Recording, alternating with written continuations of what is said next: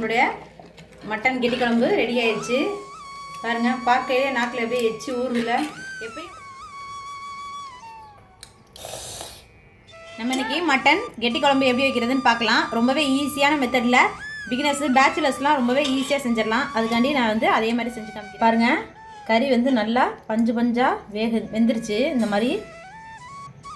இப்போ ஃபஸ்ட்டு கறி வேக வைக்கிறதுக்கு முன்னாடி கொஞ்சோண்டு தக்காளி, வெங்காயம், தாளிக்கெல்லாம் தேவையில்லை, அப்படியே மட்டனோட வெங்காயம், தக்காளி, இஞ்சி பூண்டு விழுது, 2 பச்சை மிளகா, மஞ்சத்தூள் போட்டு கறியை ஃபஸ்ட்டு நல்லா வேக வச்சு எடுத்துக்கணும். உப்பு போட்டு ஒரு 4லேருந்து 5 விசில், நம்ம கறிக்கு தகுந்த மாதிரி, இல்லை 6லேருந்து 7 விசில் தகுந்த மாதிரி.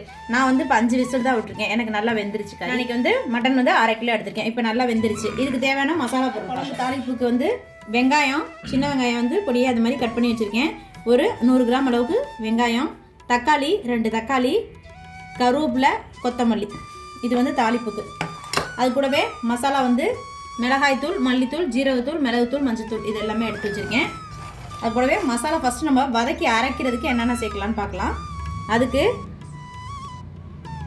ஒரு 6லேருந்து 7 வெள்ளைப்பூடு, ஒரு 4 துண்டு இது மாதிரி இஞ்சி, சின்ன வெங்காயம் ஒரு 50 கிராம் அளவுக்கு, ஒரு 15 சின்ன வெங்காயம், கொஞ்சோண்டு தேங்காய், முந்திரி பருப்பு வந்து ஒரு 4 முந்திரி பருப்பு, ஒரு கொத்து கருவேப்பிலை, 1 டேபிள் ஸ்பூன் கசகசா சேர்த்துக்குவோம். இப்போ வதக்கும் போது நான் காமிக்கிறேன் பாருங்கள். இப்போ ஃபஸ்ட்டு அடுப்பில் ஒரு கடாய் வச்சிட்டோம். அடுப்பத்தை வச்சுக்குவோம்.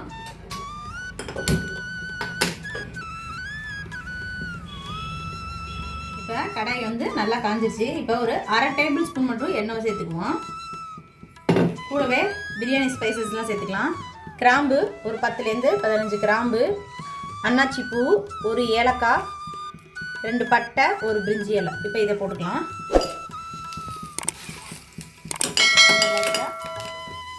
நல்லா பொரிஞ்சிருச்சு. அது கூட நம்ம எடுத்து வச்சுருக்க வெங்காயம், தக்காளி, வெள்ளைப்பூடி இது எல்லாத்தையுமே வந்து கலக்கிக்கலாம்.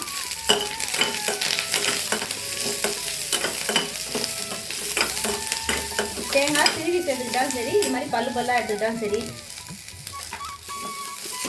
இது நம்ம வதங்கிடுச்சு. இது கூடவே வந்து ஒரு 1/2 சிட்டிகை நான் சொன்ன மாதிரி கசகசா சேர்த்துக்குவோம். கசகசா இல்லைன்னு சொன்னால் முந்திரி பருப்பு இன்னும் கொஞ்சம் கூட சேர்த்துக்குங்க. நல்லா வதங்கிடுச்சு. இப்போ இதை நல்லா ஆறட்டும். அதுக்கப்புறம் மிக்ஸி ஜாரில் போட்டு நல்லா ஃபைன் பேஸ்ட்டாக அரைச்சிக்கணும். அடுப்பில் இன்னொரு கடாய் வச்சுக்குவோம். இப்போ மண்சட்டி நல்லா சூடாகட்டும். இப்போ நம்ம கறி வேக வச்சா தண்ணி சூட் தண்ணி வச்சுருக்கோம் பார்த்தீங்களா குழந்தைங்களுக்கு. இப்போ சூட் தண்ணி ஊற்றி கொடுப்போம். அது கூடவே நம்ம உரைக்கு முன்னாடி 2 கறி சேர்த்து சாப்பிட்டாங்கன்னா ரொம்ப நல்லாயிருக்கும். கொஞ்சம் பசி தாங்கும். அதுக்காண்டி நான் வந்து இப்போ சூப் வச்சு கொடுக்குறேன். நெஞ்செலும்பும் சூப்பெலும்பும் சாப்பிட்டா நல்லா சளிக்கு நல்லாயிருக்கும். அதுக்காண்டி நான் வந்து பாப்பாவுக்கு வச்சு கொடுத்துருக்கேன். கடாய் நல்லா சூடாயிடுச்சு. செக்கில் ஆட்டினா கடலெண்ணெய் ஒரு 50 கிராம் அளவுக்கு கடலெண்ணெய் சேர்த்துக்குவோம்.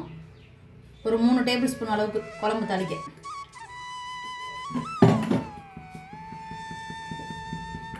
இப்போ நம்ம குழம்பு தாளிக்கிறதுக்கு ஒரு பட்டை, ஒரு அன்னாச்சிப்பூ, கல்பாசி, ஒரு 3 கிராம்பு நம்ம ஏற்கனவே வறுத்துக்கிறதுனால லைட்டாக இப்போ வாசத்துக்காண்டி சேர்த்துக்கணும்.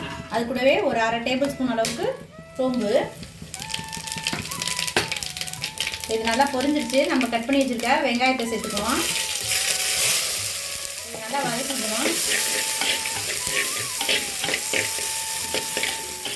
பாருங்க, வெங்காயம் நல்லா வதங்கிடுச்சு.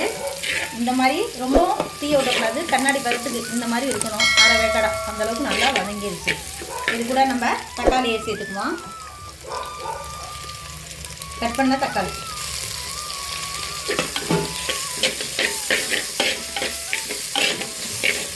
லைட்டாக உப்பு போடுவோம். அப்போ தான் கொஞ்சம் சீக்கிரம் நல்லா வதங்கும்.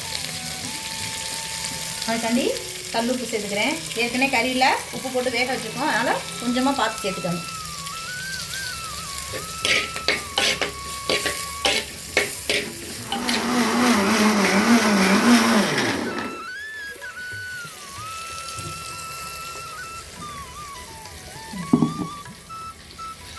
நம்ம இந்த அளவுக்கு நல்லா பேஸ்ட்டாக அரைச்சிக்கிட்டோம்.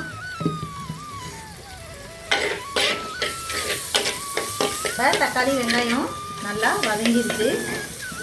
இந்த ஸ்டேஜில் நம்ம எடுத்து வச்சுருக்கா ஒரு கொத்து கருவேப்பிலை, கொஞ்சமாக கொத்தமல்லி தழை,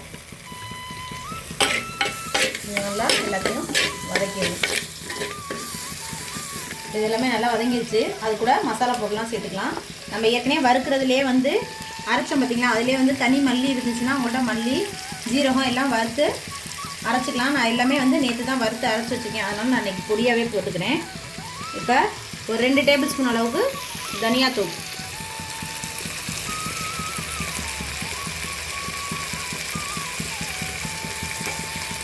கூடவே 1 டேபிள் ஸ்பூன் அளவுக்கு மிளகாய்த்தூள், 1 டேபிள் ஸ்பூன் அளவுக்கு ஜீரகத்தூள், 1 டேபிள் ஸ்பூன் மிளகுத்தூள். மிளகு கொஞ்சம் காரமாக சேர்த்துக்கிறனால தான் மிளகாத்தூள் கொஞ்சம் கம்மியாக சேர்த்துருக்கேன். அது கூடவே 1/2 டேபிள் ஸ்பூன் அளவுக்கு மஞ்சத்தூள், ஒரு 1/2 டேபிள் ஸ்பூன் கரம் மசாலா. இது எல்லாமே நல்லா வதக்கிக்குவோம். இதிலே வதக்கிட்டோம்னா அந்த பச்சை வாசம்லாம் லைட்டாக போயிடும், அதுக்காண்டி வதக்கிக்கும். இப்போ மசாலா எல்லாமே நல்லா வதங்கிடுச்சு, பச்சை வாசம் போய். இப்போ நம்ம ஏற்கனவே வேக வச்சுருக்க மட்டனை அதோடு சேர்த்துக்குவோம். இதையும் நல்லா ஒரு கிளறி விட்டுருவோம்.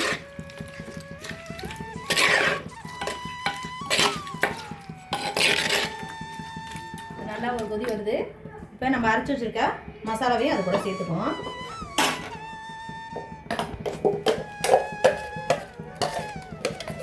இது எல்லாத்தையும் நல்லா ஒரு கிளறி விட்டுருவோம். இந்த கிரேவி கூட நல்லா இந்த கெட்டி குழம்போட தோசை, இட்லி, குறிப்பாக சப்பாத்தி, பூரி, பரோட்டாவுக்குலாம் தொட்டு சாப்பிட்டோம்னா டேஸ்ட்டு ரொம்பவே அருமையாக இருக்கும், சூப்பராக இருக்கும். பாருங்கள், எல்லாமே நல்லா ஹோட்டலில் நம்ம குருமா வாங்குவோம்ல அந்த மாதிரி கலர்ஃபுல்லாக சூப்பராக ரொம்பவே அருமையாக இருக்குது. எப்படி தகன்னு இருக்குன்னு பாருங்கள். இப்போ இது கூட வந்து லைட்டாக நம்ம மட்டன் வேக வச்ச தண்ணி சேர்த்து வேக வச்சுக்குவோம். அப்போ தான் அந்த பச்சை வாசனை, நம்ம சேர்த்த இந்த கசகசா வாடை இது எல்லாமே வந்து போகும். அதுக்காண்டி இப்போ லைட்டாக மிக்ஸி ஜாரில் அந்த தண்ணி ஊற்றிக்கிறேன்.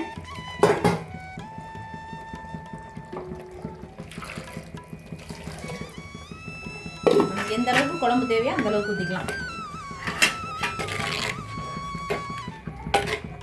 எனக்கு இந்த அளவுக்கு தேவை. இப்போ இது நல்லா கொதிக்கட்டும். ஒரு தட்டை போட்டு மூடி வச்சுருவோம்.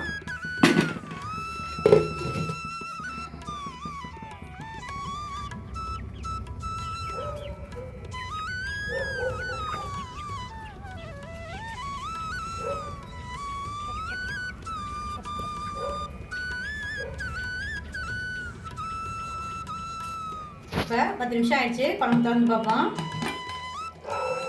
பாருங்கள், எண்ணெயெல்லாம் நல்லா பிரிஞ்சு நல்லா நம்மளுடைய மட்டன் கெட்டி குழம்பு ரெடி ஆயிடுச்சு. பாருங்கள், பார்க்கையிலே நாக்கில் அப்படியே எச்சி ஊறுதில்ல. எப்பயும் ஒரே மாதிரி ட்ரை பண்ணாமல் இது மாதிரி வித்தியாசமாக ட்ரை பண்ணி பாருங்கள், ரொம்பவே அருமையாக இருக்கும். இது கூடவே நம்ம ஒரு கொத்து கருவேப்பிலை, கொத்தமல்லி இதெல்லாம் மேலே தூவி விட்டு அப்படியே இறக்கிடலாம்.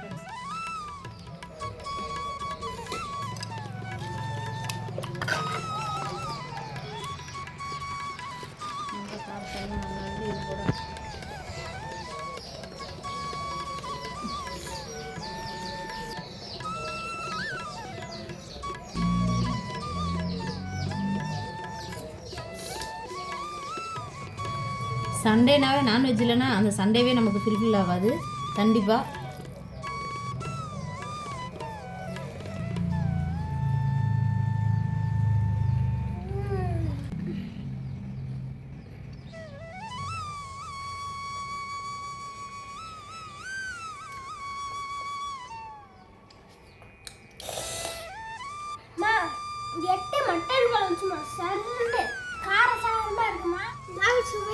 அவ்வளோதான். இந்த வீடியோ பிடிச்சிருந்தா லைக் பண்ணுங்கள், ஷேர் பண்ணுங்கள், மறக்காமல் சப்ஸ்கிரைப் பண்ணிடுங்க. தேங்க்யூ ஃபார் வாட்சிங்.